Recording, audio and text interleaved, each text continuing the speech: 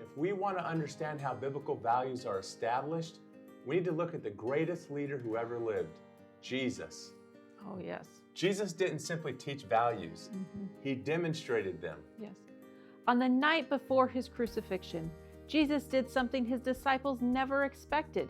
He took a towel, filled a basin with water, and began washing their feet. It was the job of the lowest servant in the house, yet the Son of God chose to do it. Peter couldn't believe it either. He protested. He was in shock. Yes. Lord, are you washing my feet? But Jesus wasn't just cleaning dirty feet for the sake of it. He was teaching a lesson that his disciples would never forget. After he finished, Jesus said in John 13:15, I have set you an example that you should do as I have done for you. Notice what Jesus really did, or what he didn't do. He didn't begin with a mission statement.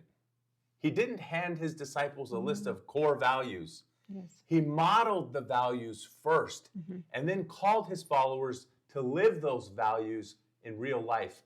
That's how biblical values become the culture of a church. Let me ask you a question. As a pastor or ministry leader, what are you doing to demonstrate the biblical values you want your church to embrace? Not just from the pulpit, but through your everyday leadership. Good, yeah. Every church has a culture. The question is, what is creating your culture? What is feeding your culture? Is it your policies, your programs, or is it the consistent example set by your leadership? Your actions, your decisions, the way you treat people will shape the culture of your church far more than the values written on a website or printed in a handbook. If you want your congregation to live biblical values, they first need to see those values lived by you. Now, please don't misunderstand us. Your church absolutely needs clearly written values, a compelling vision, and a biblical mission, and a well-crafted policies. Those documents provide direction, alignment, and accountability. But if your leaders aren't living those values, what good are they really? And I'm not asking what good your leaders are. I'm asking what good those values are if they're not being led. People will believe what they see long before they believe what they read. The culture of your church won't be shaped primarily by the documents you write.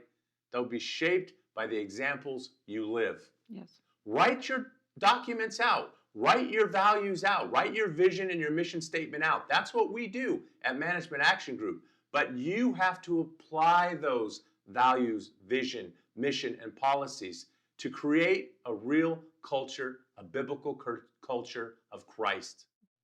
The greatest leadership lessons Jesus gave were often demonstrated. That's how biblical values become biblical culture. Leadership is top down. Jesus didn't submit to his followers' culture and behavior. He transformed their culture by setting an example. This week, take an honest assessment of your leadership. Ask yourself, what values are my people learning from me, learning from my team? Because your leadership is always teaching, whether you're intentional or not. The only question is, what are you teaching? So if you'd like to learn more about developing biblical value statements or creating a clear vision, mission, and policy for your church and ministry, visit us at managementactiongroup.com. We are here to help churches build healthy cultures that honor Christ and strengthen his kingdom. Thanks for joining us, and we'll see you next time.